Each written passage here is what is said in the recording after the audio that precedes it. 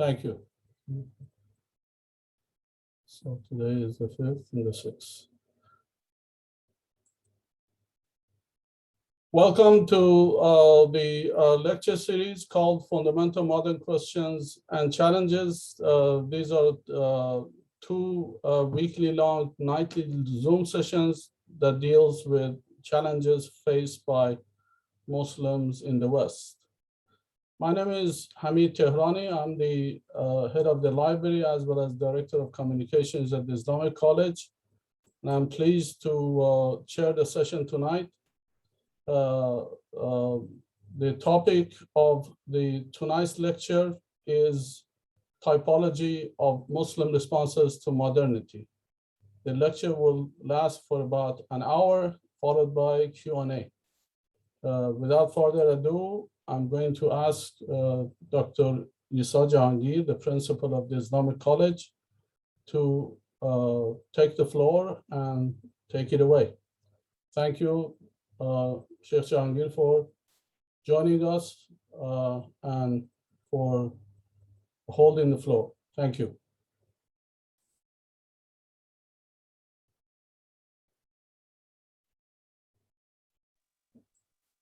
Thank you very much, Dr. Tehrani. Bismillah ar-Rahman ar-Rahim wa bihi nasta'in innahu khayrun nasirin wa mu'in. I would like to welcome all participants, scholars, academics, brothers and sisters to this online lecture on Muslims' reactions to the phenomenon of modernity. I know that the series of lectures, this short course that we've been running since last week, has been welcomed by many people, and I hope you would enjoy today's session as well. Specifically, today's session is more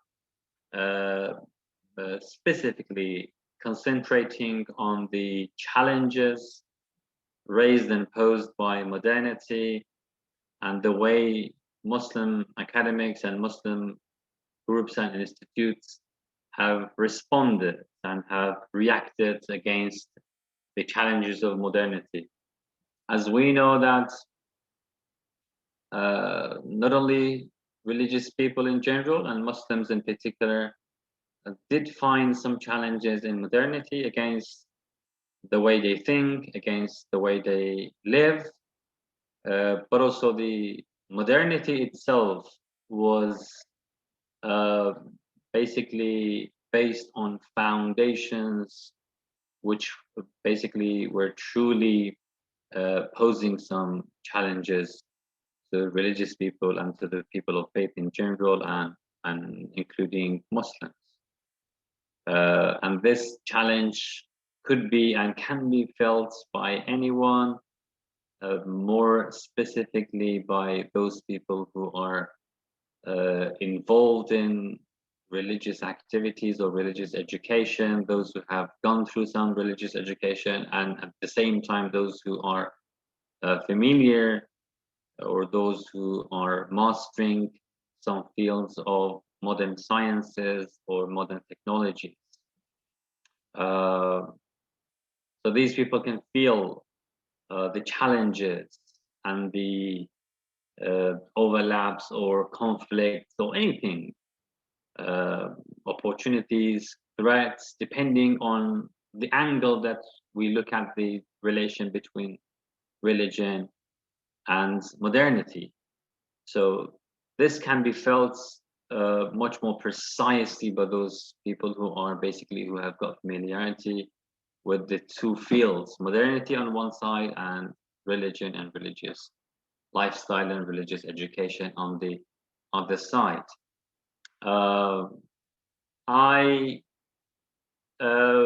One of these people that we do have in the Islamic College, which basically who has good experience in both, is Dr. Paya. I can see Dr. Paya in the group in here, Dr. Ali Paya, Professor Ali Paya, who has studied religion deeply with the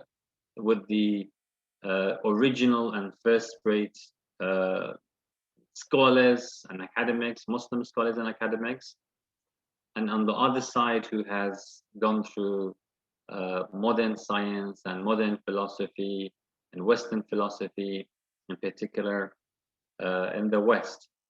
I have just arrived from a trip and I was not feeling that well.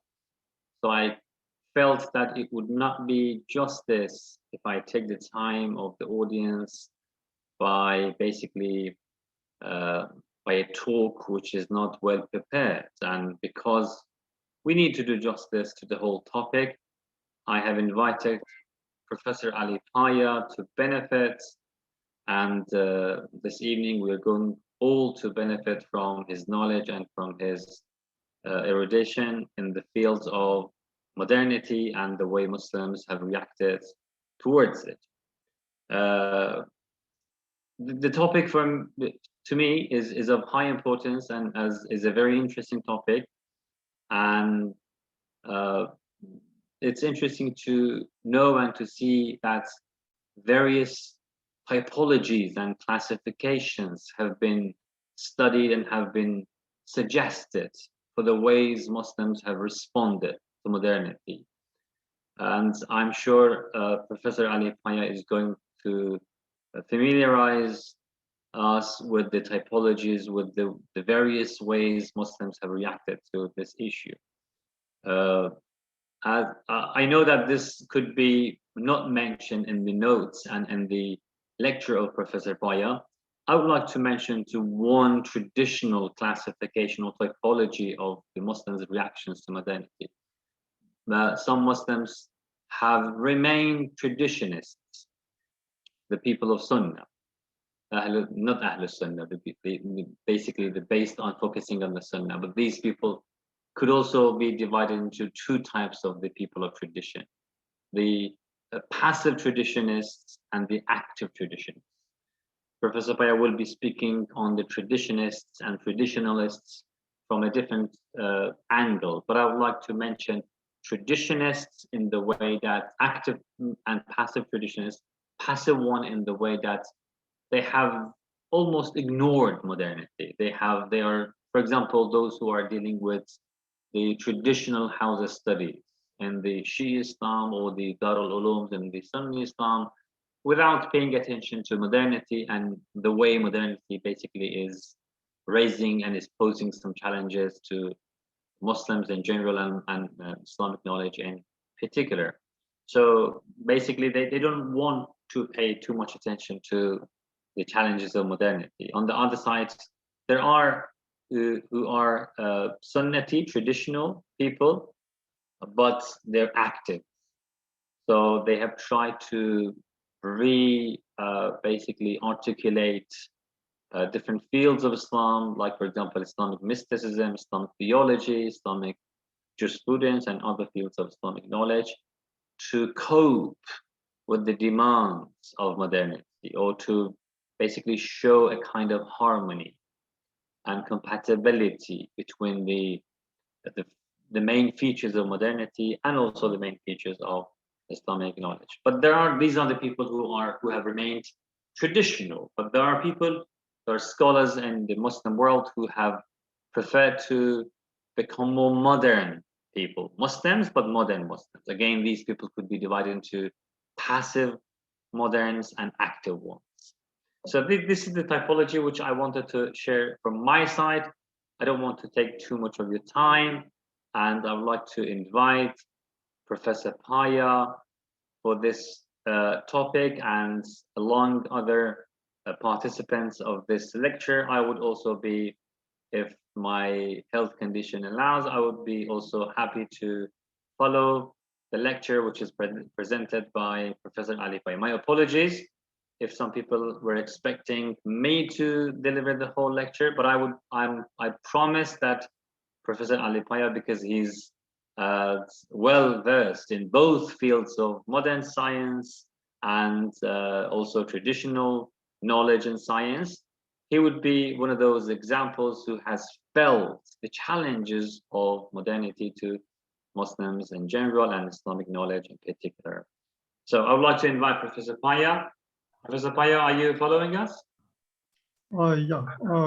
Thank you very much. Warahmatullah. All over to you. Thank you. Thank you so much. Bismillah ar-Rahman ar-Rahim. I should like to thank you, Dr. Jahangir. I'm not as eloquent as you are, so I cannot reciprocate the nice praises which you heaped upon me, and I'm just speechless. So just, I hope you forgive me for not reciprocating. I should also like to thank Dr. Tehrani for chairing this meeting. I should also like to warn all those who were waiting to listen to Dr. Jahangir with his great degree of eloquence, that now they have to suffer, if you like, a second-rate substitution. So my apologies in advance to all those who had been expecting a fantastic talk about typology of responses to Muslim responses to modernity. Professor Paya, could you speak louder, please, so everyone will hear? Yeah, I do my best. I do my best. Thank you very much. For tonight's talk, I have made a slight change to Dr. Jahangir's topic or title, if you like. Lord, let me see whether I can find my own. Yeah, it should be somewhere here. Okay, I hope this is the right. Okay. Do you see my screen now? Yes, we can see your screen. Okay, good. So as you can see, I have made a slight change in the title of Dr. Jahangir's proposed talk. It is a critical assessment of some of the Muslim responses to modernity. I promise that I take you there. I discuss the typologies of Muslim responses, the typology of Muslim responses as Dr. Jahangir had suggested. But before taking you there, I need to set a number of preliminaries. These will help you to better understand those types of responses. Now,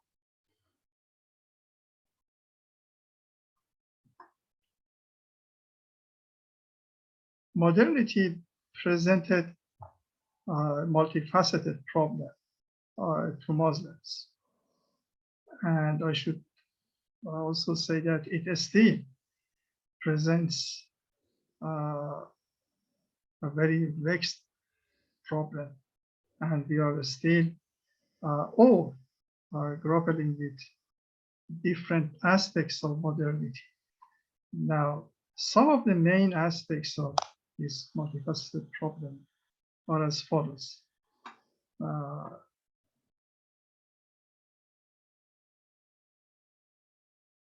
Muslim encountered this phenomenon, they were carrying with themselves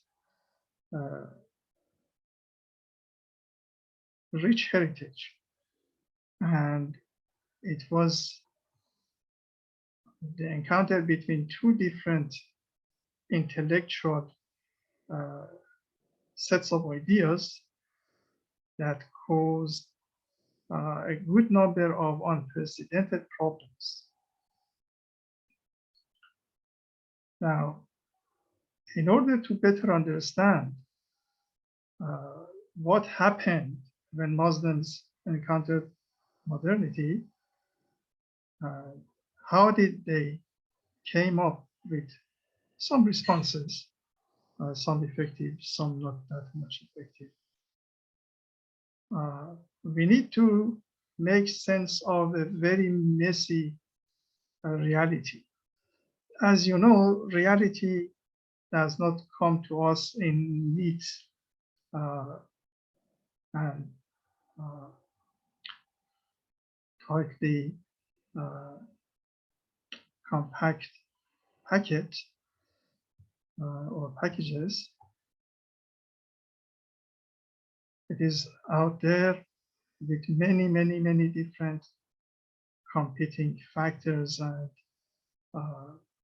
aspects. So for us to be able to make sense of what is going on in reality, whether the present reality, one which we are encountering and we are experiencing, or what was experienced by our ancestors, by our fathers, we need to make use of some intellectual tools. Our intellectual tools help us to make sense of, as I said, messy reality, which presents itself to us in many, many different ways. Now, for the purpose of tonight's discussion, I am going to introduce an explanatory analytic framework, which I hope would stand us in good stead and help us to effectively explore the problem which we would want to make sense of it tonight, i.e. Muslims' reaction towards modernity. Okay. The framework which I would want to share with you is called situational analysis or situational logic. As its name implies, it is a useful theoretical tool for exploring different situations. Situations could be human situation or natural situations, but mostly this method is used to explore what is related to the so-called the sphere of the human conditions. So what happens between humans and humans, between groups, individuals, and societies and cultures and so on and so forth. This methodology was first introduced by Karl Popper, an Austrian British philosopher, and was further developed by his close colleagues and assistants and disciples. Now, some of the main aspects of this intellectual tool, which we are going to use in order to assist us to make sense of a very messy history, history of 250 years of Muslim struggle to make sense of reality. Some of the main aspects of this method and methodology are as follows. This is a depiction of a situation. And here is just a possible boundary of the situation. This boundary identifies that situation in the space and time. And within any situation, we as analysts need to identify some main actors and also some other actors who are not principal actors, but secondary or periphery actors. And then within each situation, there are physical aspects which could act as either help or hindrance. And there are some powerful institutions such as laws, traditions, habits, and things like that, which are entrenched in the society and could exert a good deal of power. Then there are problems, or perhaps one important single problem, with which the main actors or the main actor that is grappling or are grappling. So basically, this method would help us to explore what is before us. This method is also called, or it's also used as a methodological framework, but the difference between these two, i.e. method and methodology, is lesson for another occasion.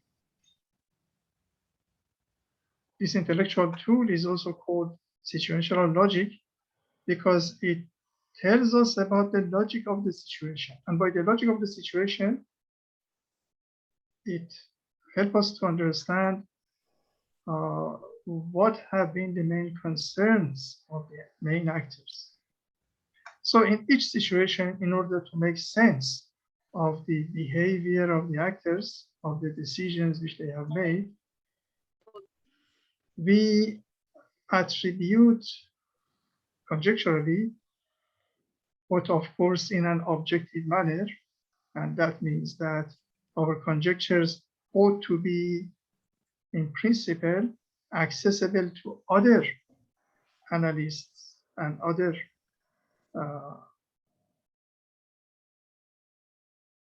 perhaps scholars and researchers.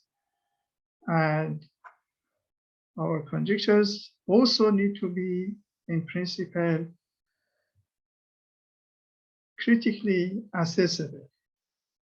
So tautologies or claims which cannot be assessed critically cannot be attributed to main actors.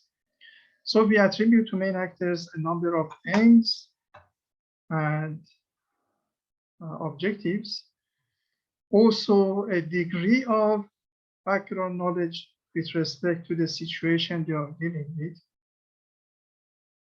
And we then make use of these conjectures in order to further explore the way those actors were behaving or are behaving in certain situations. The same goes with the other actors. And we also identify the institutions which are acting in the situation. All these factors which are present in a situation impact upon each other. Therefore, as you can see, in any situation, a very dynamic state of affairs persists or exists, and our task as analysts or assessors is to see how these different factors impact and interact. So when we come to assessing the responses of Muslim activists or Muslim intellectuals or Muslim scholars towards the challenges of modernity, we need, as I mentioned, go through this sort of assessments. We need to find out conjecturally what have been their aims, what have been the problems they were dealing with, how much knowledge did they have of the situation, how much powerful the institutions which were present in the situation were exerting, how much power they were exerting upon the action of the actors, how was the activities of other actors impacting upon the ways in which the main actors were pursuing their aims, and so on and so forth. So when you consider all these aspects, then gradually a picture emerges in which you can see in a much clearer way in comparison to that messy reality in which there is no classification, there is no neatly drawn lines of adding order to different layers of reality. When you apply this model, then gradually you will be able to present some sort of account of that messy reality, which is now much better accessible to us. But as you, I'm sure, all know, whatever account we produce of the messy reality is always an idealized, a simplified, an approximate account. We can never, ever be in a position to capture reality as exactly it is. That is beyond all human beings, all human beings. Only God, the Almighty, is capable of doing that. For the rest of us, the best we can hope for is some sort of simplified, but close enough to what was going on in reality. So this much is for our adopted model. The second aspect of the challenges of modernity was the Islamic faith, the intellectual heritage, which was shared by all Muslims who encountered modernity. So what do we mean by Islamic faith? In a very general sense, it's a set of powerful ideas and ideas which all deal with the human conditions. And the human conditions, as you all know, relates to every aspect of human interactions. In whatever shape or form, humans, whether individually or in group, come to interact, the result of their interactions is assigned to an imaginary world, imaginary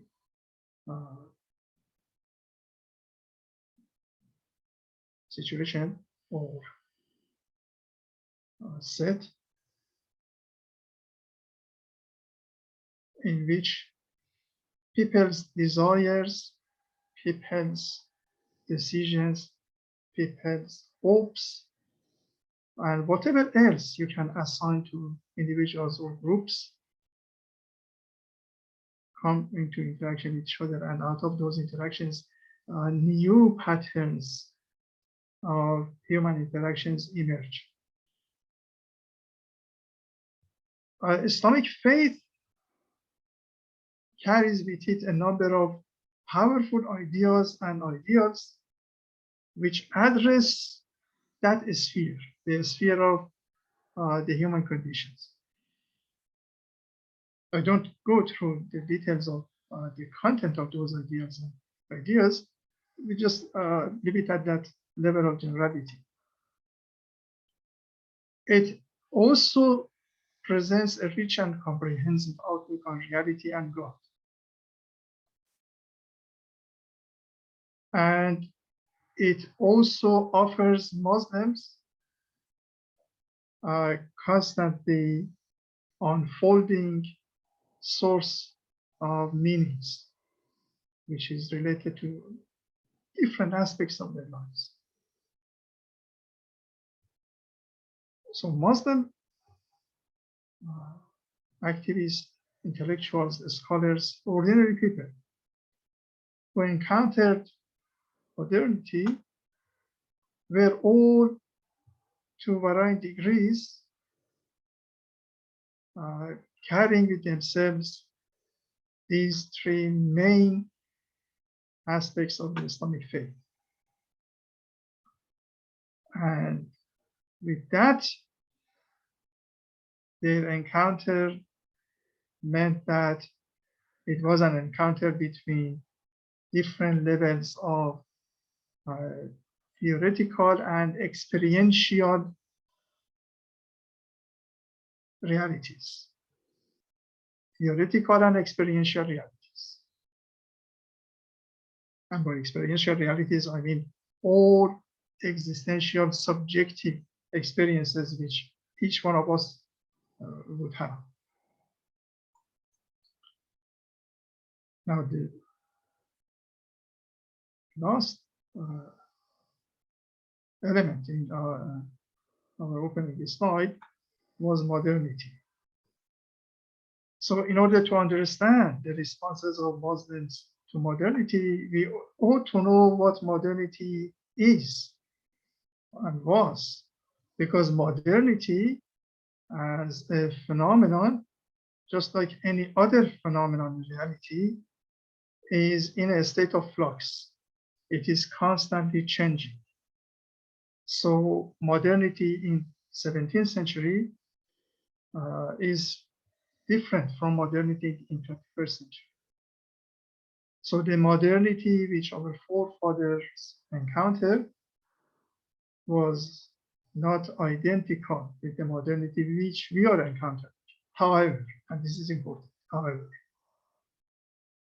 despite the fact that there are many differences, there is also some common strands which relate,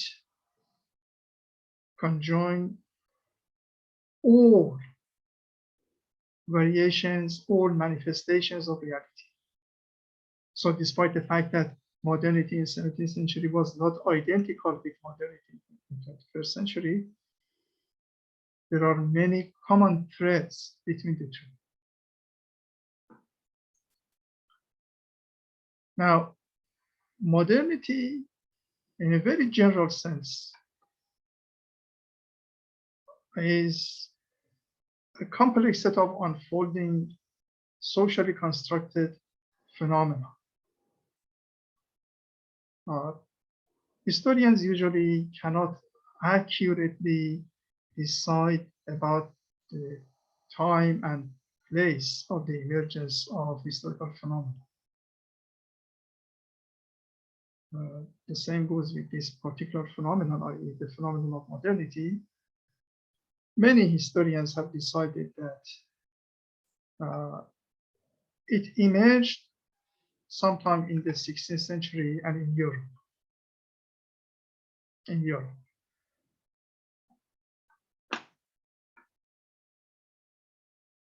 Some of its main characteristics, some of its main causes are as follows.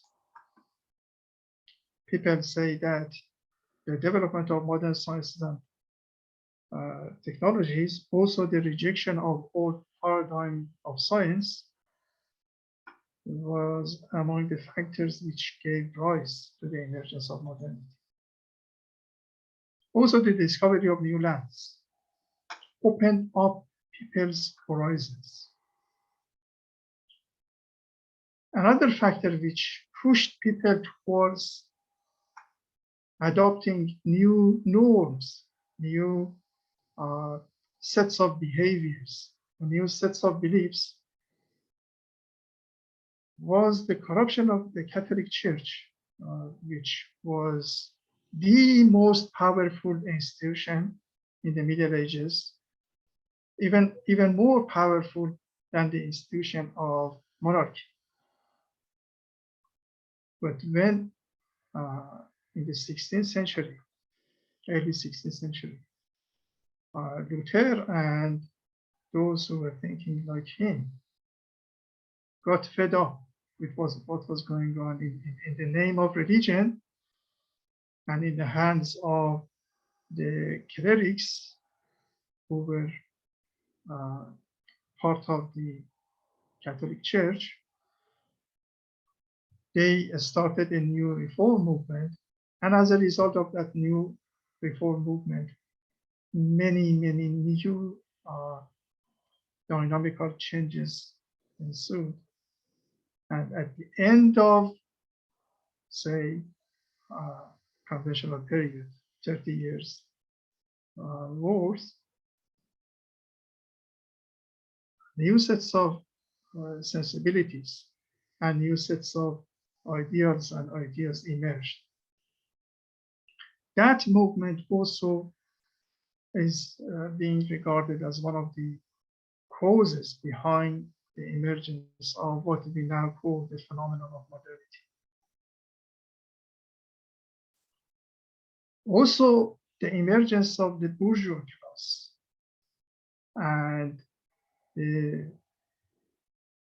if you like, weakening of the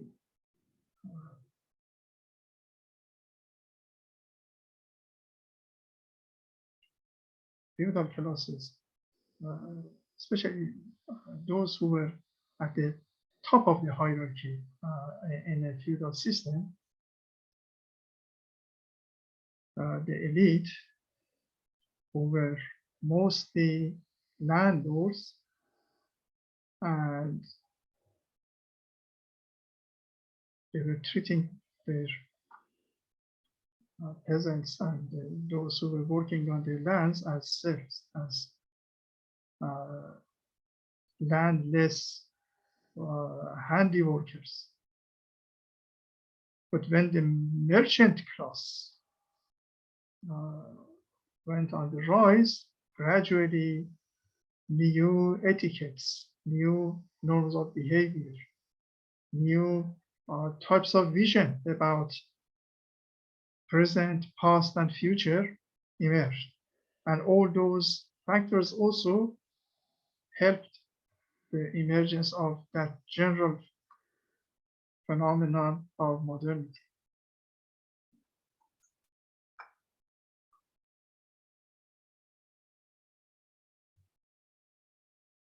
One of the other contributory factors was the emergence of the humanist movement,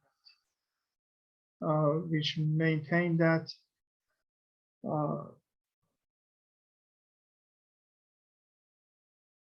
modern man, modern human beings, I don't mean man, men and women both, modern human beings,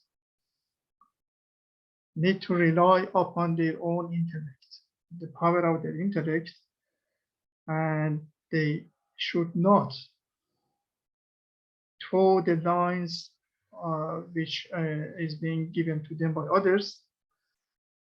So they should come out of the bondage of tutelage, make sure that they are capable of thinking for themselves, and they are capable of taking responsibility for themselves. So the notion of human agency, the notion of individuals having freedom to choose and freedom to think and freedom to act was introduced by the humanists. And this was another contributory factor to the emergence of modernity. Now, keep this in mind that when Muslims encountered modernity, they encountered all these different diverse aspects, and they had to deal with each one of them. Modernity came to them just like Chinese comes to someone who doesn't know Chinese at all. A completely baffling set of things, events, ideas.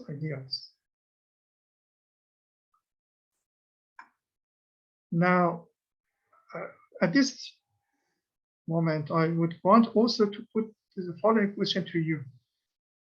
And perhaps I ask you to give your responses to me at the end of this session. So the question is, why modernity did not emerge in the context of the Islamic civilization? And I would want to bring to your attention that most of these aspects were already present in our civilization. During the golden period of Islamic science and technology, Muslims were at the forefront of pushing the frontiers of science and technology, the frontier of knowledge.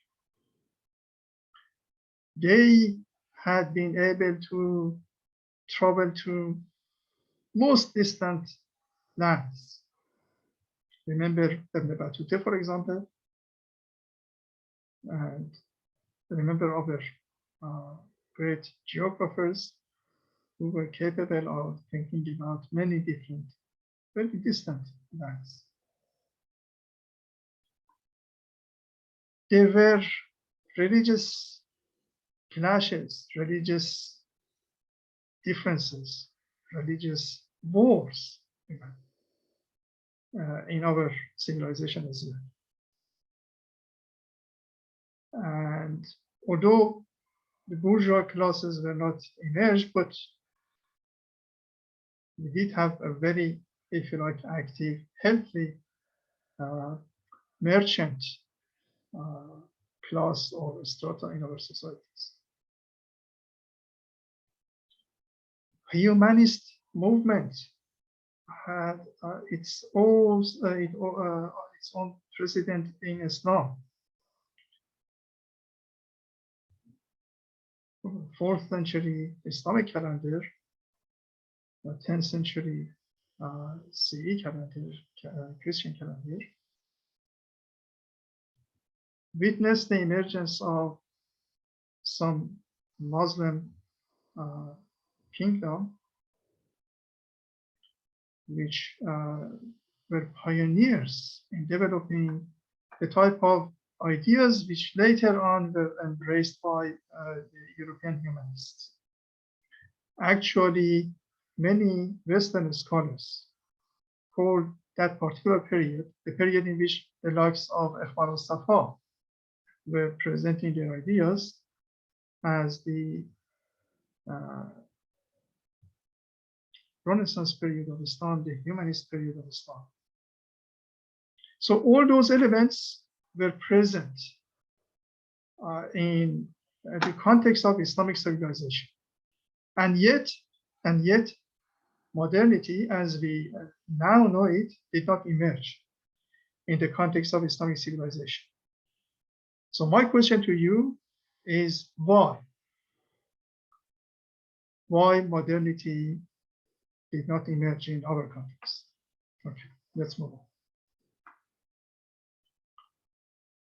Now, before embarking upon the main topic of tonight, let me share with you some general remarks about the challenges presented to Muslims by the way of modernity.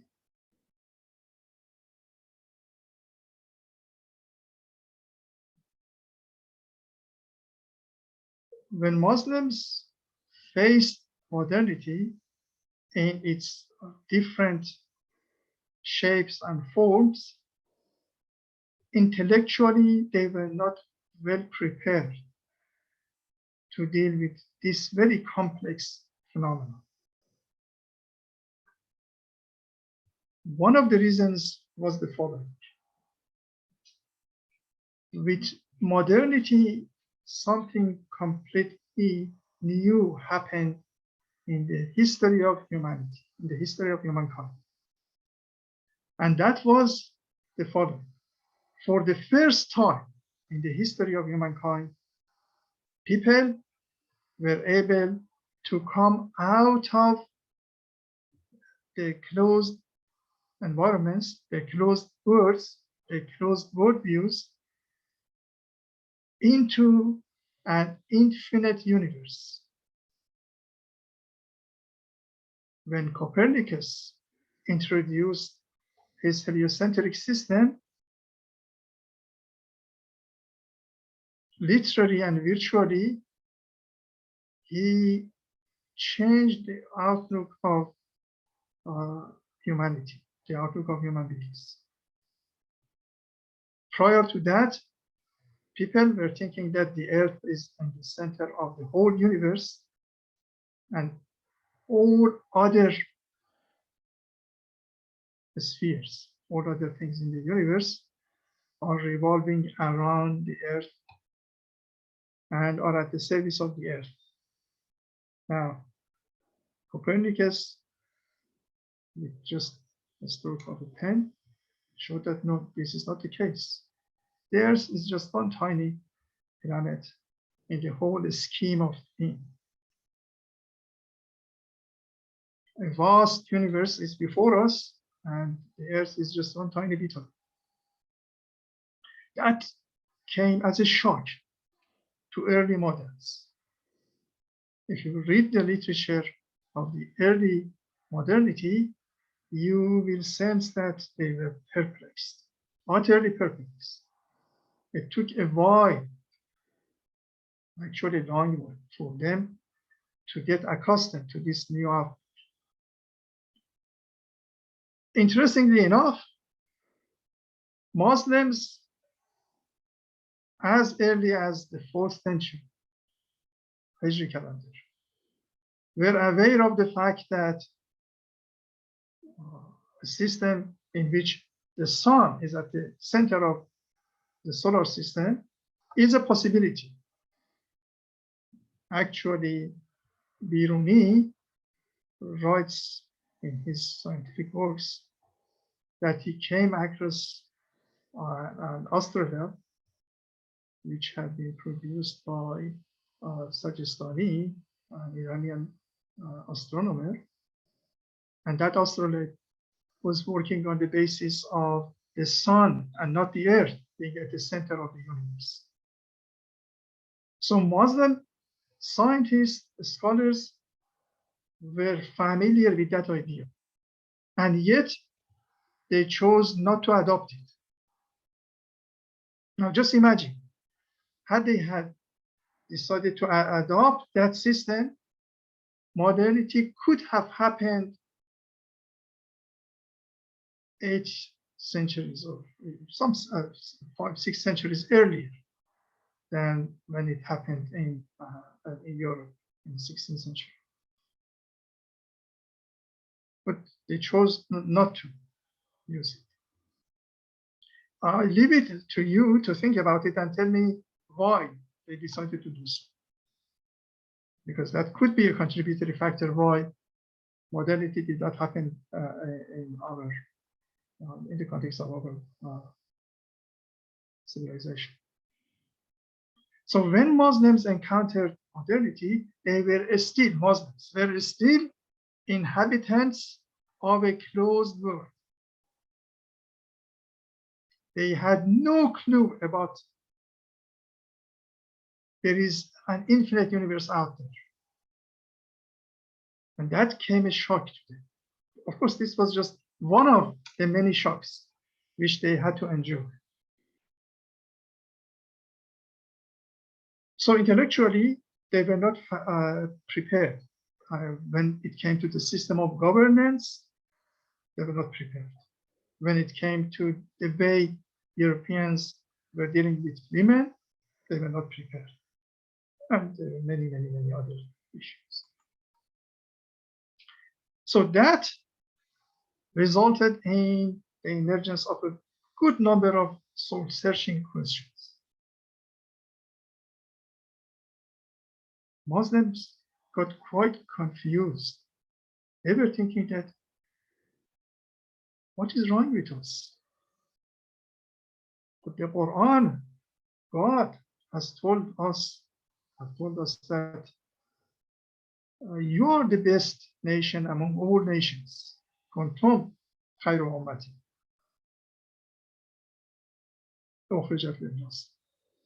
And yet, we are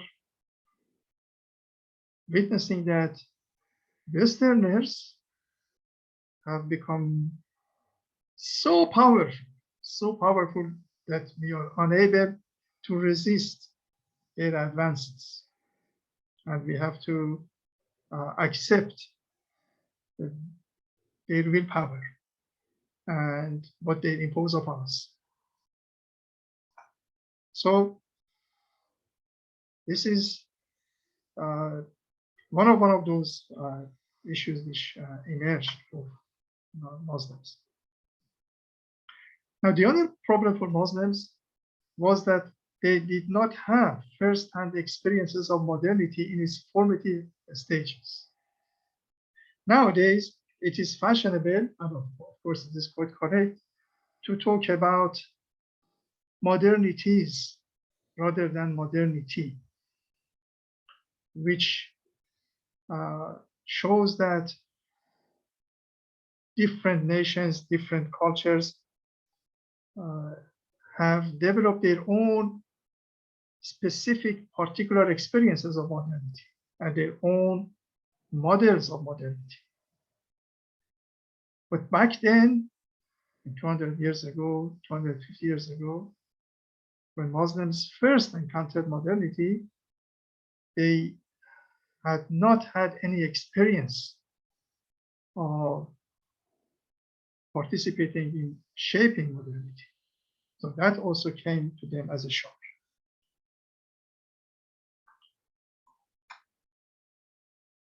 Okay, I should also tell you something concerning the proposed typology, which we are going to discuss.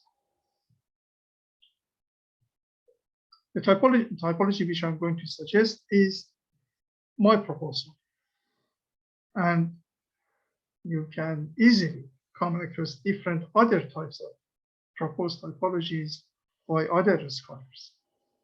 However, the point is that there is a good deal of overlap between these different types of typologies, so that it is not impossible to translate one typology into another type of typology presented or proposed by some other scholar.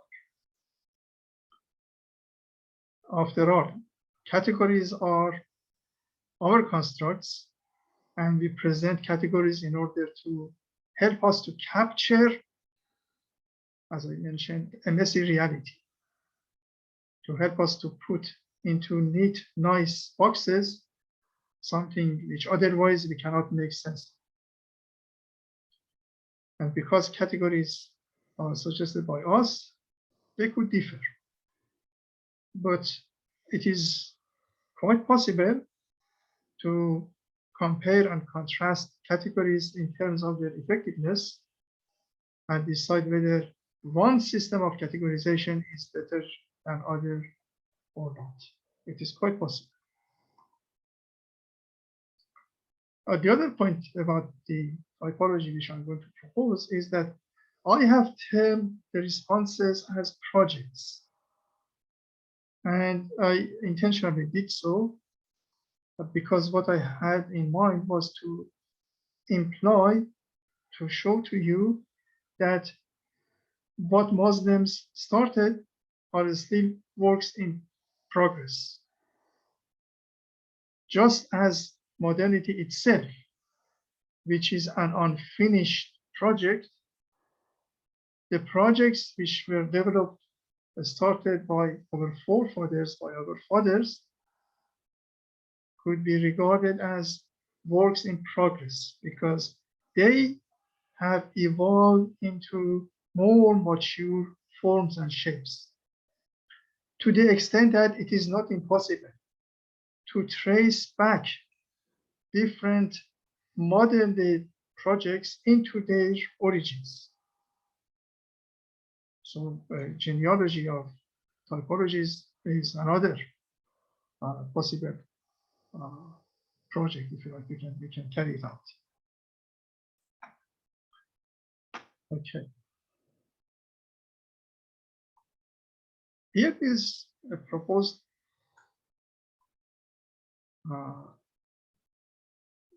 typography. Let me see.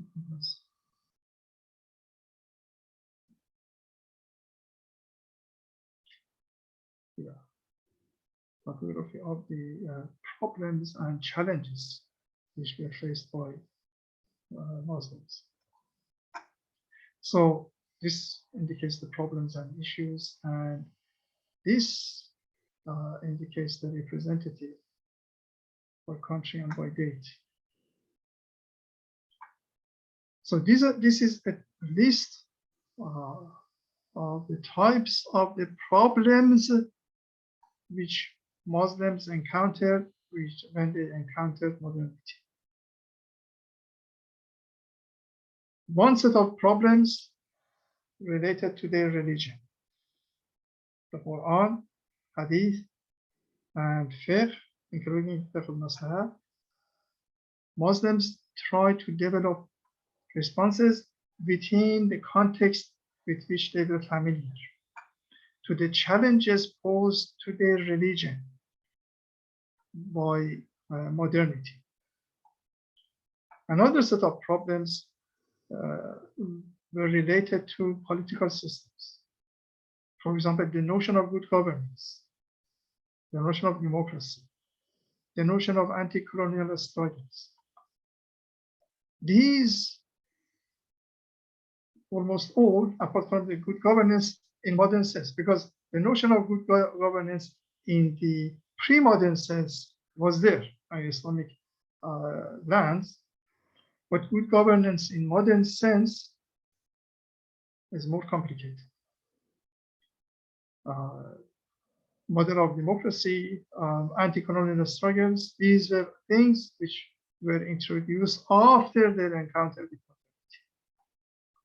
Another set of problems were about the notion of rights, women's rights, minority rights, and as a result, this fiqh of minorities which has been emerged recently, also the notion of feminism. So these were concepts which emerged in the context of Muslims' encounter with modernity. Another set of problems dealing with the notion of civil society, citizens' participation, the role of the elites, the role of the intellectuals, revival of philosophical thinking. This happened especially among the Sunni scholars. So some of the problems and some of the outcomes. Another set of the problems were the rule of law, so the notion of social justice and fair distribution of wealth. Another set was related to the notion of identity, culture, and globalization. And another set was related to the notion of Islamization of knowledge in various modes of development. So these were a number of problems which were introduced in different times through the encounter of Muslims with modernity. Now, here is the typology of the responses. So this brings me to what Dr. Jahangir intended to expand. So one set of responses could be identified as Puritan, exclusivist, and rejectionist responses or projects. As I mentioned, I use the term projects in order to indicate that these are still with us. They are not just historically passed away phases. No, these are still alive and kicking. So one set of responses were by those who were trying to keep their Islam, their set of beliefs pure. So they decided to, if you like, create some sort of distance between themselves and the avalanche of ideas and avalanche of things which were bombarding them, and they rejected all those things. So that was one set of projects which were pursued by Muslims in different parts of Islamic lands. And you can find representatives of these in all Muslim countries.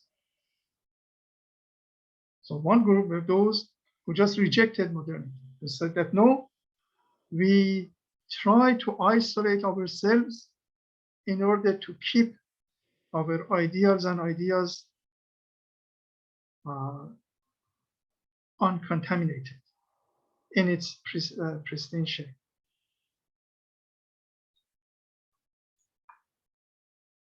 Another response was presented by those who tried to take some sort of reconciliatory approach towards modernity and produce some sort of synthesis between Islamic ideas and ideals and what they had understood from the West, from modernity.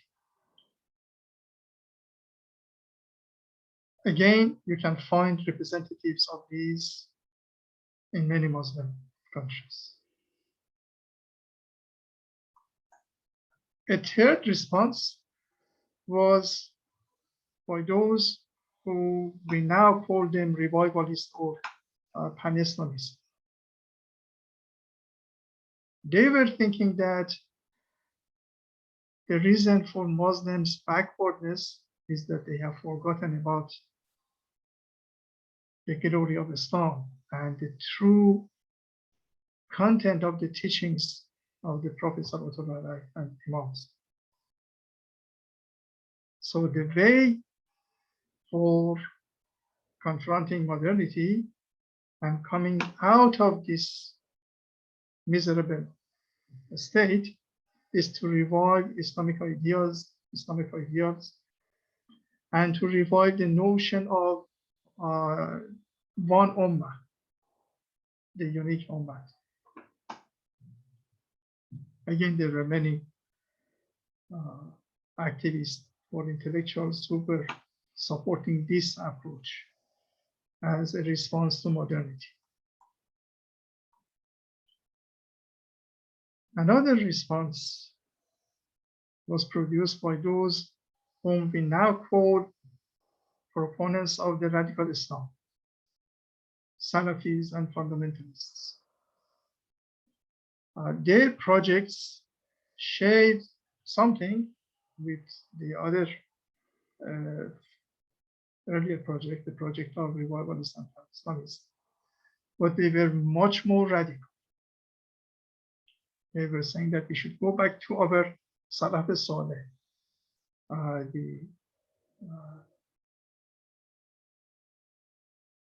honorable predecessor,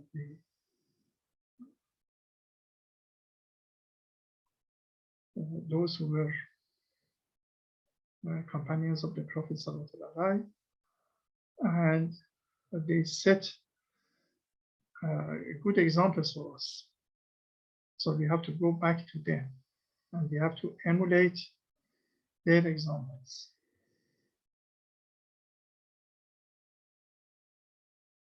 And because they were radical in their thinking, they took a very hostile attitude towards modernity.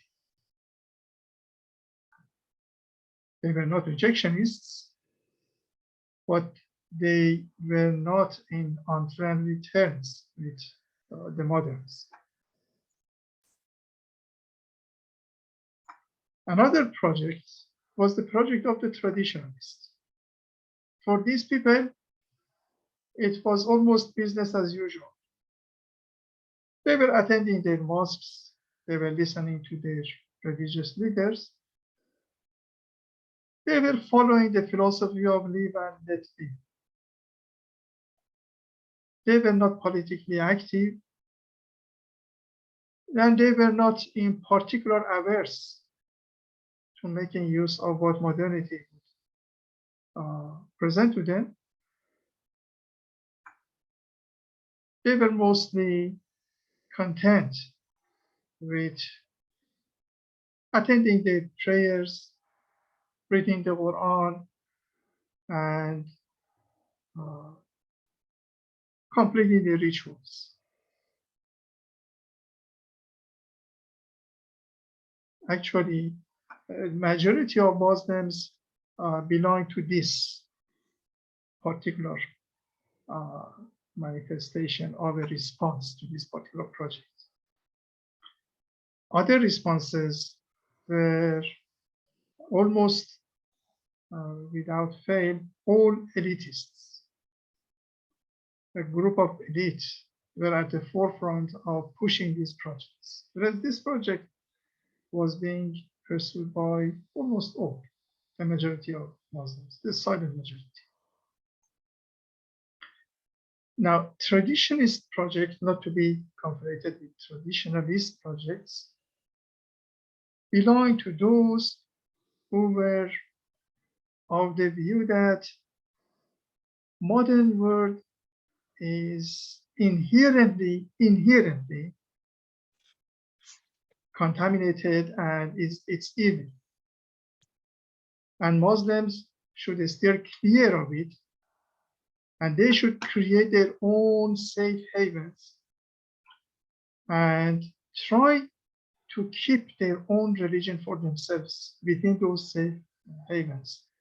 However, in contrast to the exclusivists, to the rejectionists, traditionists were not averse of even to even live between amongst the Westerns in the West. However, they were of the view that they could produce some sort of safe place for themselves, free from the bad influences of modernity, and do their best to reconnect their connections to God. Because in their view, the greatest crime of modernity was that it had disconnected human beings' link to God. And because of that, it was inherently and genuinely evil. It was the work of the devil itself. Then there is another project, the project of modernists. Modernists, as their name indicates, were those who were trying to benefit from what modernity was offering to them, but they were also trying to produce novel synthesis. So they were not similar to the conservationists and syncretics, because these people were mostly bowing towards modernity and what the modern projects were giving them. So they were almost uncritically accepting them and trying to combine what was modern and what was traditional. Whereas in the modernist case, no, they were actively, another term used by Dr. Jahangir, they were actively trying to produce syntheses which were novel, quite novel, without any precedent either in the tradition of Islam or in Islamic civilization or in the West. Something which could benefit from both camps. Critical rationalists and other epistemologically critical projects are very modern manifestations of responses. These are responses which are, if you like, relates to the period of era of maturity of Muslim responses. At this stage, Muslims have come to some degree of, if you like, familiarity with modernity, which now they are capable of contributing to its development in a very confident manner. So they are no longer just consumers of modernity.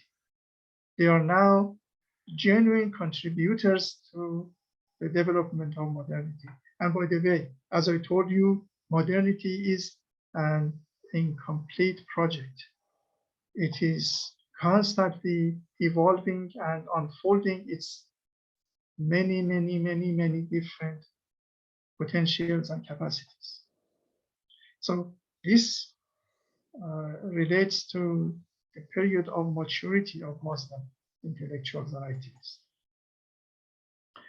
Postmodernist projects, again, as the name indicates, relates to those Muslim pioneers, scholars, intellectuals, activists who have tried to make use of the so-called postmodern ideas and make use of those postmodern ideas in order to introduce new synthesis. We don't have time now to discuss all these, but there is a huge difference between postmodern outlook and critical rationalist outlook, for example, and modern outlook. Okay, so. And there are some even more recent developments, some very, very radical, if you like, responses, jihadis, takfiris, and the rest, in terms of institutions or groups. So this is one typology of responses which was presented by Muslims in response to what modernity had offered to them. Now, sorry, Professor Paya, could you let us know how much more time you need? Because okay. we have to divide to divide the remaining 40 minutes to your remaining 40. Okay, give me please another 20 minutes if possible. Another 20 minutes? Okay. Yeah, because so I have got 7 more slides to share. No problem. So we'll have a limited 20-minute yeah.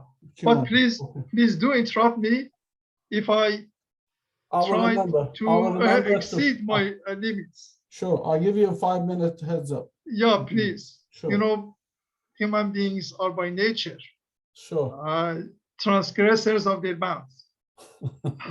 Okay. So now, out of all those different types of responses, in the remaining part of this talk, I'm going just to concentrate on one particular response, i.e. the response presented by a modernist project.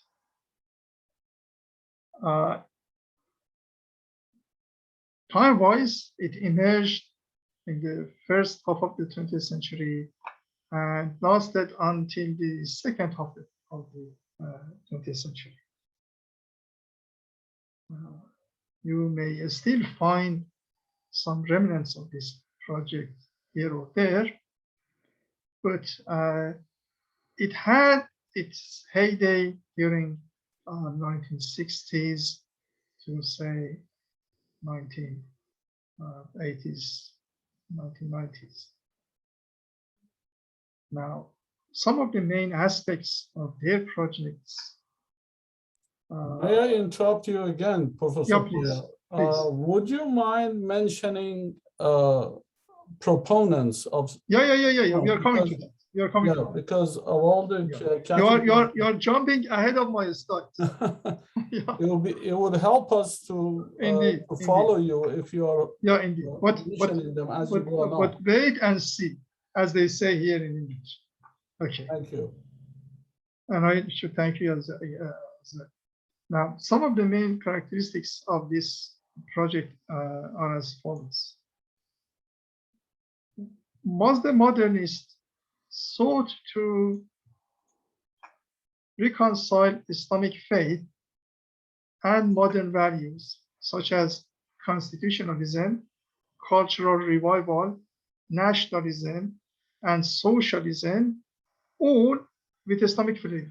So they wanted to combine these two different sets of values.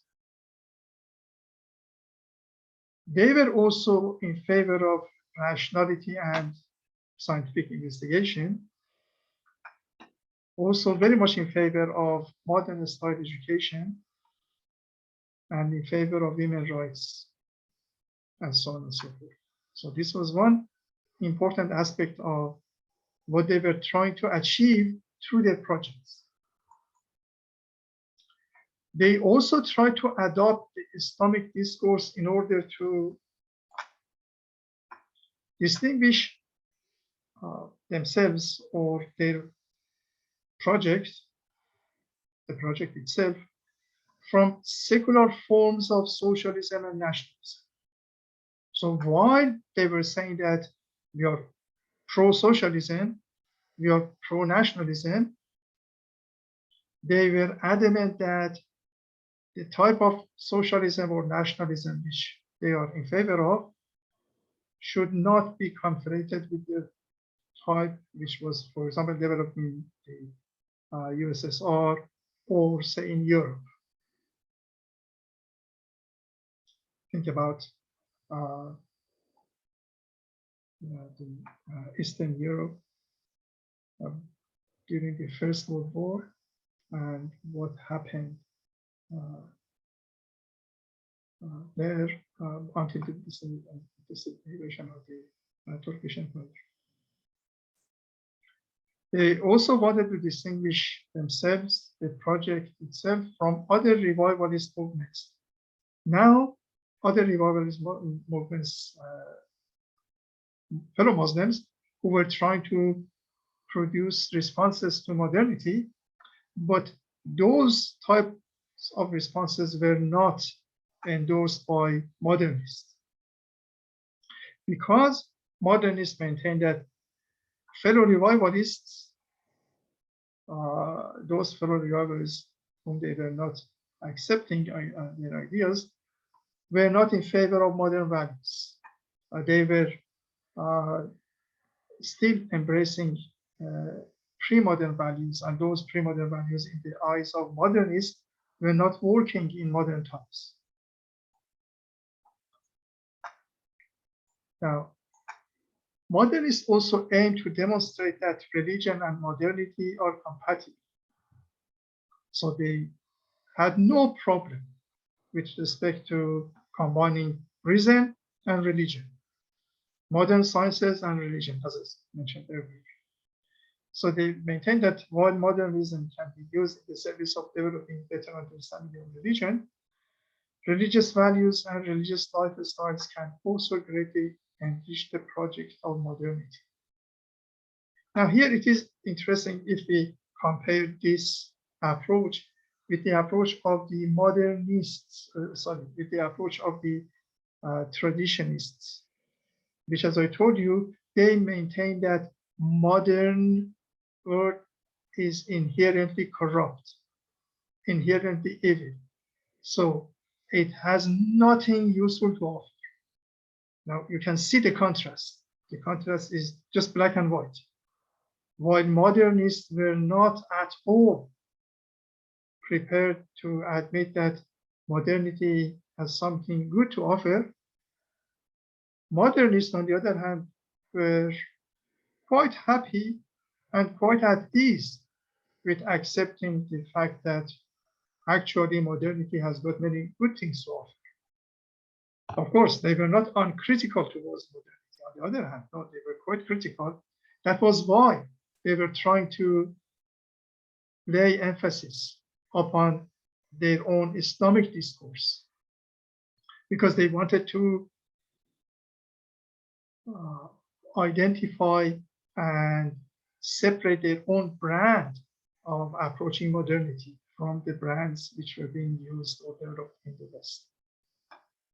So for them, while religion had very many lofty values, which the modern era was in desperate need of using, on the other hand, they were of the view that modern era could offer science and modern rationality, which could be used by Muslims in order to better and further explore their religion. Now, modernists are also active in political arena. They believe in peaceful coexistence with the West. This is again interesting. Compare and contrast their views with the rejectionists or with the fundamentalists. For fundamentalists, there is only blood between the West and Islam. There is not enough room for both. one should remain and the other one should be annihilated. Whereas for modernists, no, they could easily and peacefully coexist with each other.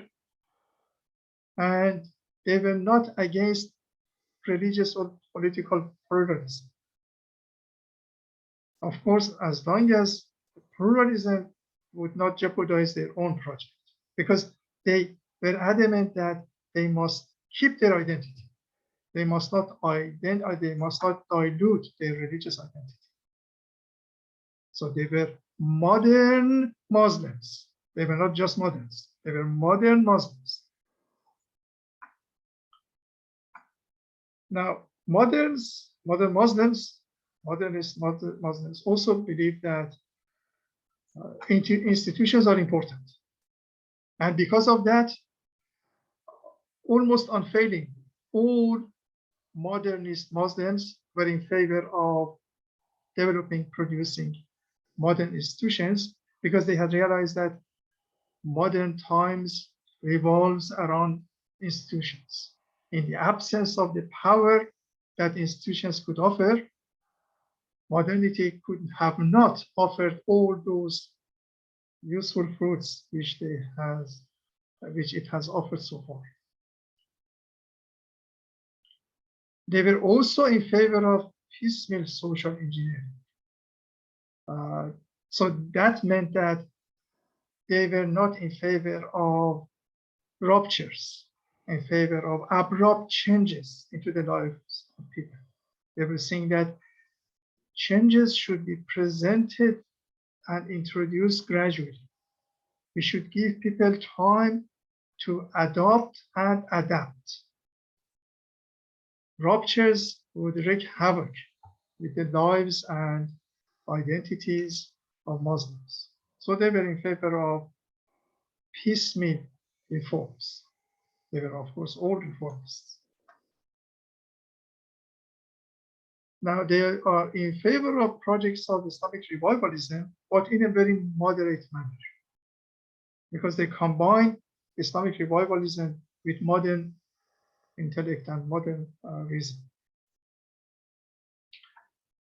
And because they were adamant to keep their identity distinct, they kept insisting upon putting Islamic as some sort of,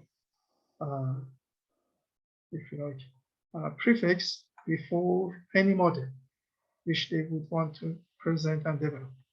So Islamic model of banking, Islamic model of education, Islamic sciences, and so on and so forth.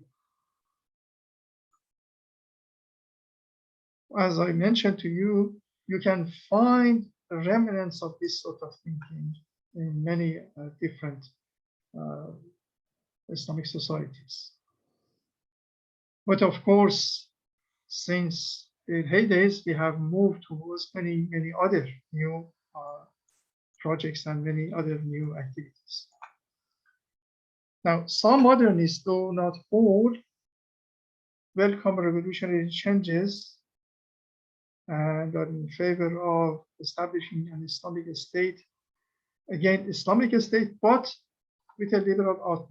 So their Islamic state is very much different from the Islamic state of the fundamentalist Muslims.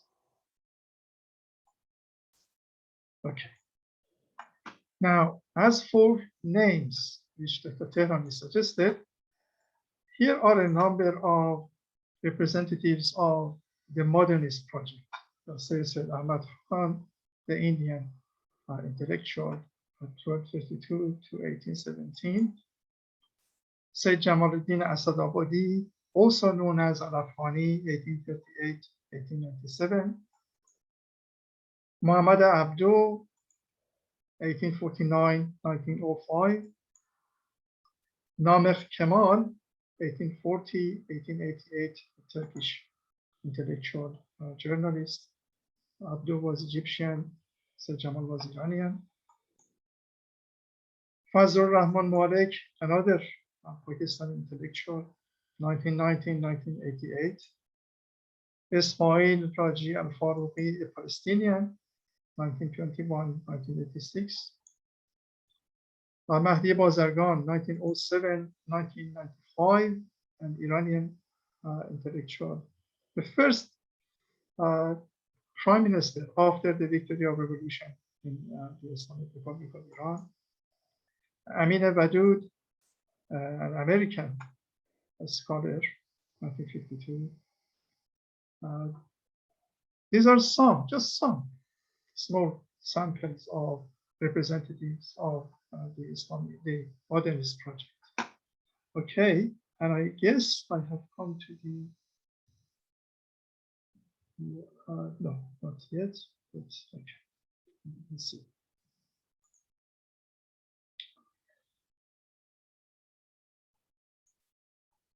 Now, this is important.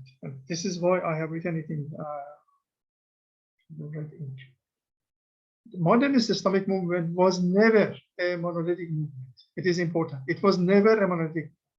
For example, Sayyid Jamal and Sayyid Ahmad Khan, although they were part of the modernist movement, they were not meeting eye to eye. They were not on friendly terms. And differences, even deep disagreements, existed in the approaches of the proponents of this movement towards virtually all topics and issues which are of interest to them.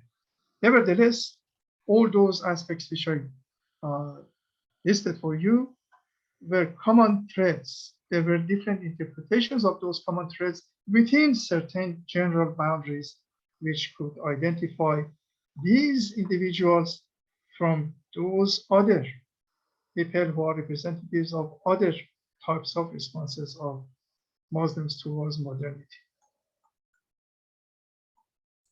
5 more minutes. Okay, yes. Modernity, as was briefly explained, has given rise to a vast array of issues in various spheres, including a sphere of socio-political interaction. And here are some of those issues. The issue of democracy, social justice, human rights, and gender issue, and the issue of good governance. These were all issues in which modernists were interested, and they were trying to produce Islamic solutions for them. So the notion of Islamic democracy, Islamic type of human rights, Islamic way of dealing with a gender issue, and Islamic good governance, Islamic social justice, all were among the topics of interest for the modernist movement. Okay.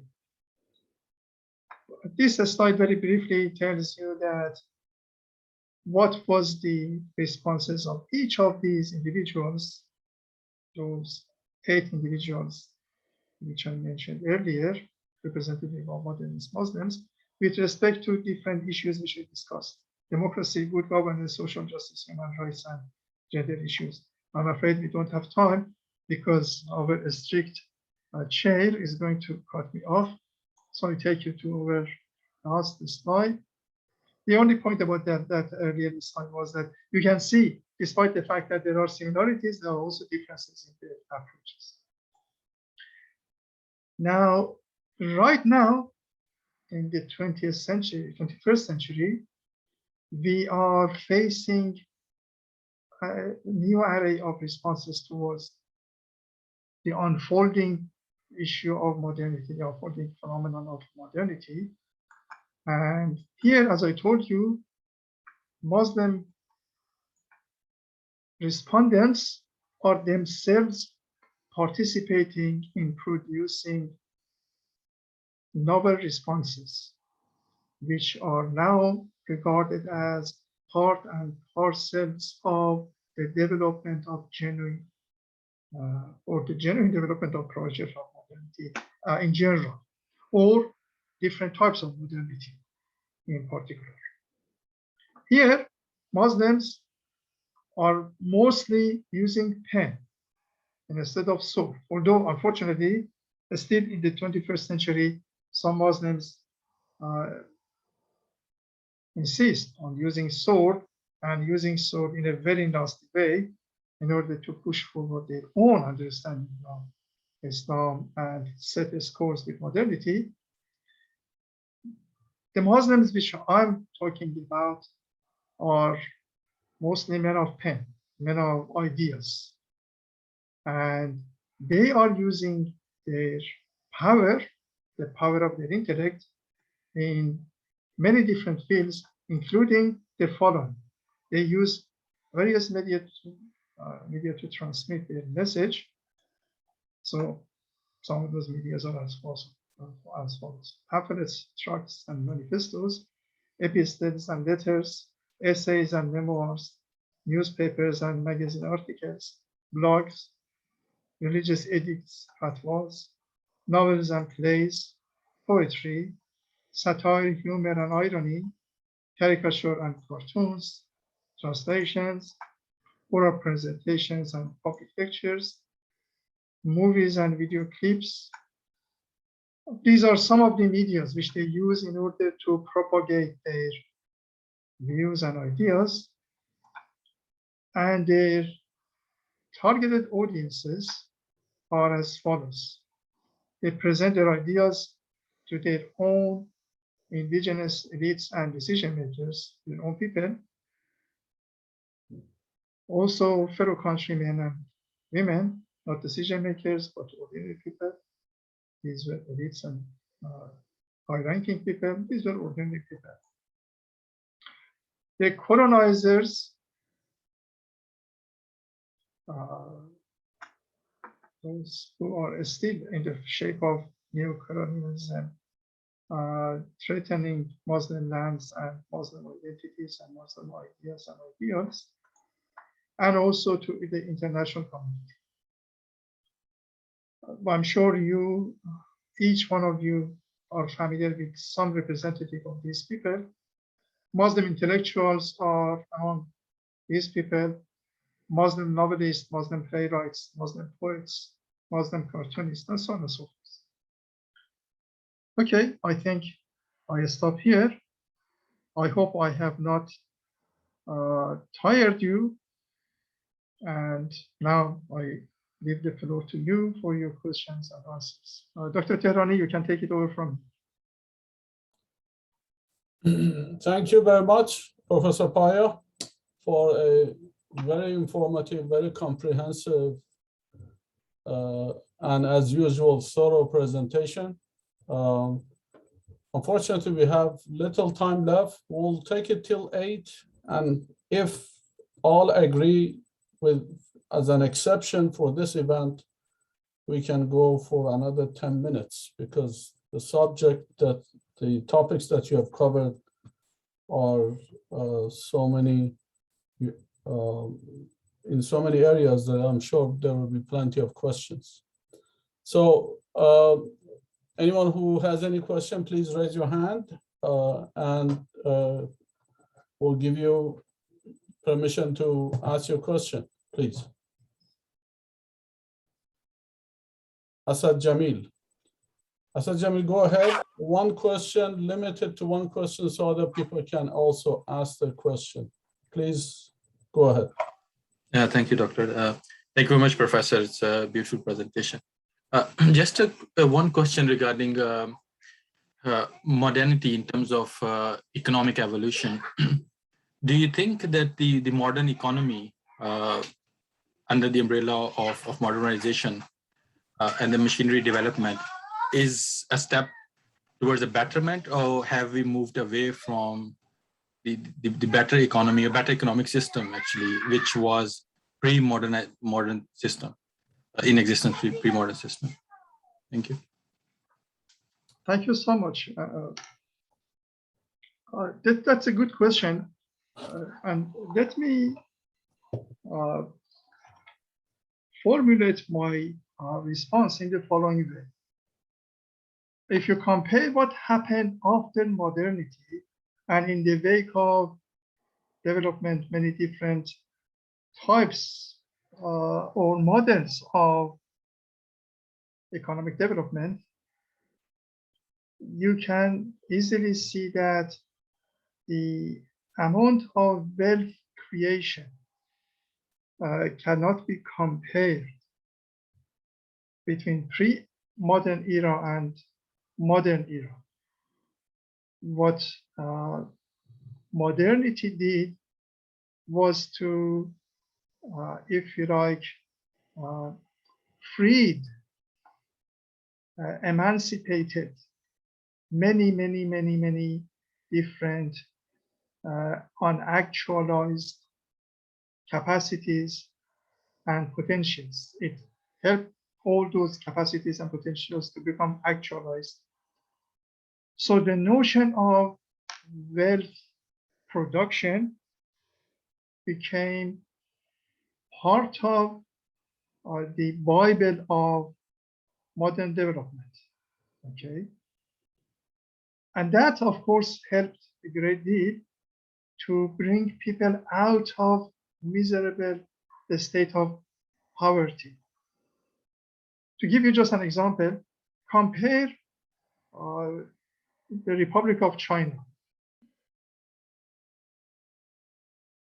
I'm talking about the Communist Republic of China, not the other one. Republic of China in the earlier period of 20th century, and that very country and that very system in the earlier of in the first 2 decades of 21st century. As far as people coming out of poverty is concerned, you can see the two systems or the two states are not comparable. Now, when people have access to wealth, they themselves, either individually or in group, could free their potentials. Here comes the crunch. When we talk about potentials, as we all know, there are potentials which are conducive to good behavior and potentials which are conducive to bad behavior. Now, one of the hazards of modern time was the emergence of the notion of exploitative capitalism. Of course, I should tell you that exploitation was not just limited to capitalism, but capitalism was the most adept and the most capable system of exploiting people, lands, and the environment. Okay. As a result, as we all know, many even sayable tragedies, calamities happen to people everywhere, all over the place, all over the globe. Even the globe itself, this unique planet in perhaps the whole universe itself, carries the scars of the exploitation by capitalists. And yet, when you look at capitalism, you cannot fail to see that it is a clever system. It is a clever system in the sense that it learns from its mistakes. Of course, it is not an ideal learner from its mistakes, but it has shown that it has got that capability. Compare capitalism with its arch rival, the socialist model, which was in place in USSR, the Soviet Union. They remained as dinosaurs. They did not evolve, whereas capitalism is constantly evolving. For example, they learned from Marx and his analysis in his Das Kapital that if they do not attend to their labor force, the labor force would unite and would topple them down. So what they did, they started to provide the labor force with all sorts of incentives. As a result, the revolutionary force in the labor force died away. Now, the issue concerning how much economy should be ethical and moral is itself a newly emerged topic. Nowadays, many moralists and many economists are thinking that economy cannot go ahead regardless of what is doing to the environment, what it is doing to the people, and what is it doing to the planet itself as a whole. Therefore, for having a sustainable course of development, we need to combine many different factors. Amongst those factors, ethical considerations are of chief importance, chief significance. Now, these questions themselves are modern questions. And the answers to these questions take us to even greater degree of complexity with respect to our understanding of various aspects of modernity. So, going back to your question, modern time, including its different economic systems, is much more preferable to the pre-modern time, much more preferable, because it has opened up potentials and capacities which could help each one of us to improve upon our own individual selves and our groups. Such possibilities were not available to our pre-modern ancestors. And that was a great minus. But as we go along, we learn how not to repeat our past mistakes, hopefully, because we keep repeating our mistakes to our own detriment. And we have become clever enough not to go that far. Just think about what is going on right now concerning all types of warning about global warming, because people have realized that we cannot go on and consume regardless. So, in my judgment, modern economy, despite all its shortcomings, and mind you, nothing in our world is perfect. Nothing in our world is flawless. But the problem is, in comparison with what was before, whether it has made advances or not. And my response to that question is affirmative, is in affirmative. Yes, we have made Thank you very much, advances. Okay. Well, thank you, Professor Paya, for answering that question. I personally disagree with you, if I may. No, please go ahead. Well, I think you were right when you said that capitalism has learned from its mistake, but it looks like it has forgotten the lessons. For instance, as long as capitalism was offering a welfare system, a welfare economy, in which the working class was happy with its work, it didn't have this what we have at the moment, which is called a gig economy. Now we don't have workers. We have people who are working on 0-hour contracts. And it seems like there is no such thing as working class anymore. And it's either people who are having very, very, let's say, lucrative jobs, and these are really the minority. Majority of the people in the capitalist economies, especially in the United States and here in the UK, they have jobs that are not lasting jobs, and these are jobs that are that do not give them any benefits. So I think just looking at the reality of capitalism as it is, I think it has not it did learn a lesson in sort of preventing any type of uprising by the workers after the Second World War, but is starting with the 80s, they forgot all those lessons. So, you know, I mean, capitalism is not the capitalism that it was supposed to be, or it was in the 50s and 60s and 70s. No, hold on, no. I disagree with you in the following sense. There is no such thing as a pre-prepared recipe or model for capitalism. Capitalism, just like modernity itself, makes itself as it go along.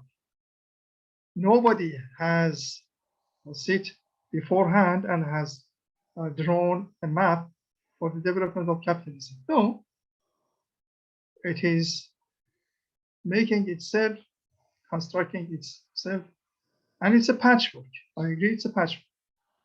It learns some lessons, it turns a blind eye to some of its shortcomings, but whenever it does so, it will be hit by reality, because reality does not joke with us.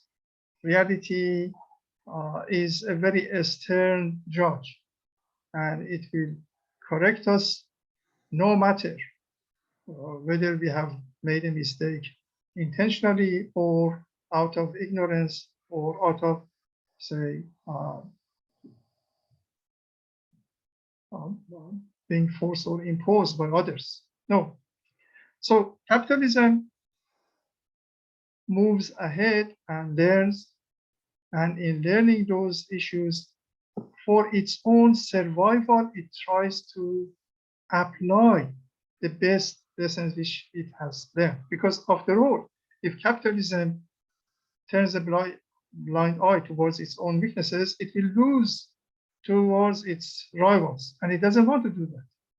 Now, the other point we should need to bear in mind is that it is true, if you look back at the history of technology, you will note that at each juncture, when a truly revolutionary technology was about to be presented or to be developed, then there were always collapses in job market.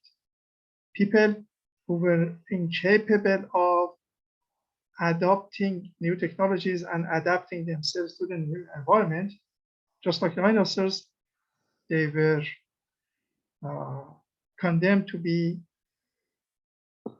annihilated and to be pushed aside. However, each new technology invariably introduces many more opportunities. So the next generation of job seekers who are capable of adapting themselves to the situation will be able to run over the wave and make sure that they are not losing out. Now, I must also, in passing, mention the fact that despite all the talk about AI, artificial intelligence, it is true that artificial intelligence is better than us in doing routine jobs. But artificial intelligence is nothing in our absence. It has everything in its fiber, if it has any fiber, to us. So its future depends on how we treat it. And I am very optimistic that a good symbiotic will be emerged between us and machines. So capitalism, despite all its shortcomings, has shown its, if you like, ability to survive, its survival ability And because of that, whether it remains in the scene for another century, I can tell you that for the time being, it is one of the most powerful and adept players in the field. It has no other rival. That's that's for sure. It has no other rival. But Yeah. So it will- why is that? and it Why will- is that? Well, That is, because of human nature, you know, human nature. People are by nature they are interested in their own self-interest, you know, and they pursue their own self-interest. You know, whereas but in okay, so you are admitting that capitalism is closer to human nature than any yeah, other yeah, rival model. yeah.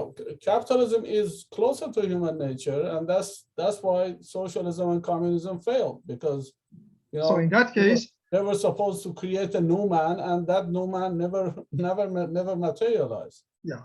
So I agree with you that it will last, but what I'm saying is that it has evolved into a system where, well, you know the figures. I mean the wealth, which is owned by 1% of the population in the world, that wealth is astronomical. You know, the owners of Amazon and Virgin, they can go to the orbit of the Earth as if it is something just a weekend outing, whereas the rest of the humanity is suffering with COVID and all those. Yeah, but remember, this parity between the standards of lives have always been with us, and it's going to be with us forever. What is important is the notion of equity rather than equality. And equity means we should provide for each individual or groups or tradition or culture what would help them to develop their positive potentials and positive capacities. That should be distributed, if you like, equally, i.e., whatever factor which would enable different groups and different people in order to develop their capacities.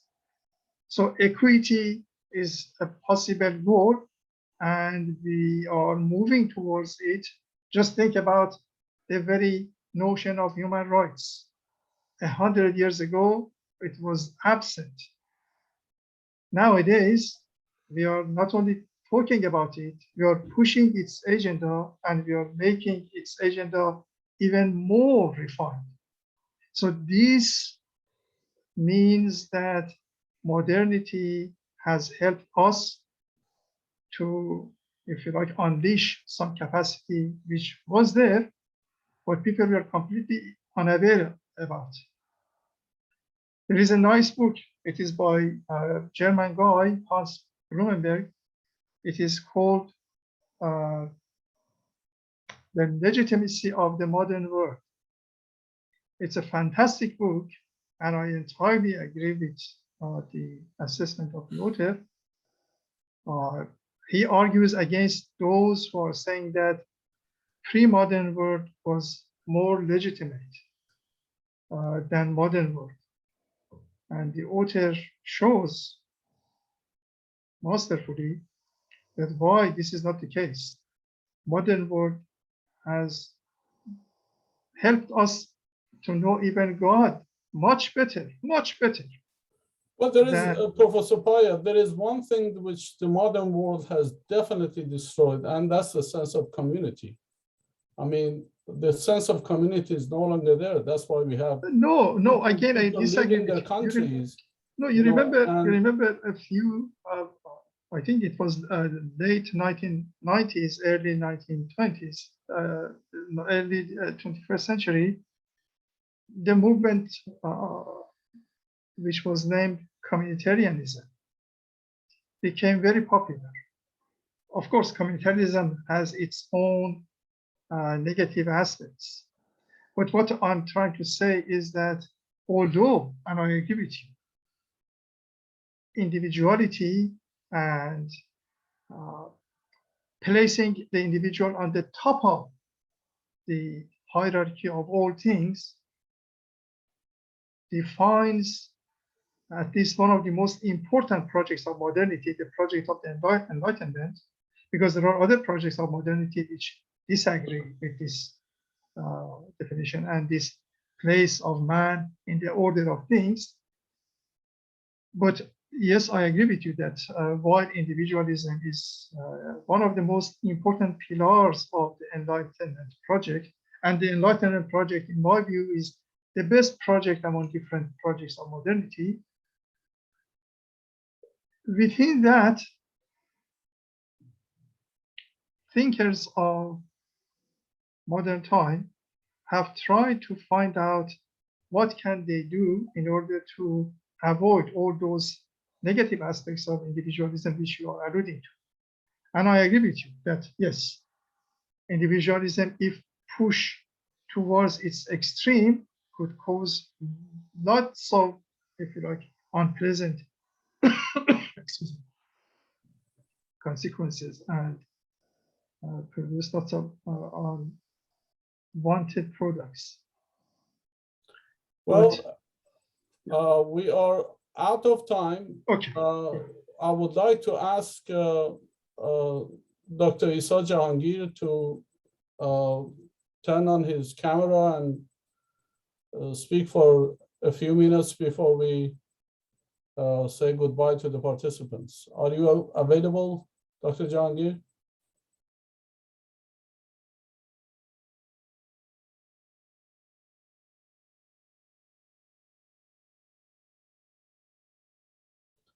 Okay, well, let's see if Dr. Jahangir is available.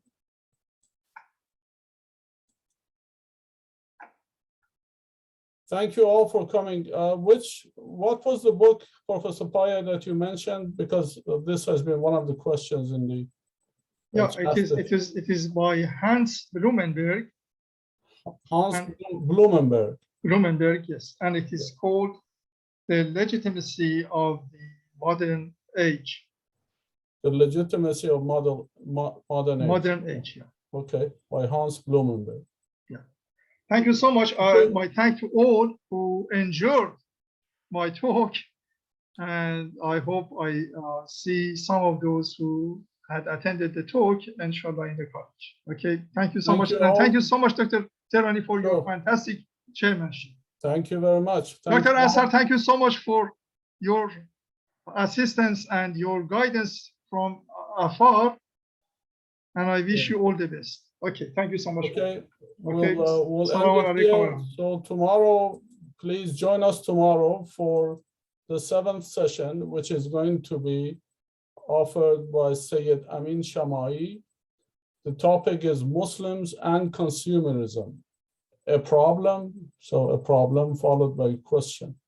So please do join us tomorrow at 6 o'clock to hear Mr. Shamai to talk about the subject which I discussed. Thank you all for coming. And above all, thank you, Professor Paya, for your excellent presentation. And hopefully we'll see all of you at some point when this pandemic is over in person. Thank you so much, Dr. And thank you all. Khuda Hafiz. Ma'as salama. Arrivederci.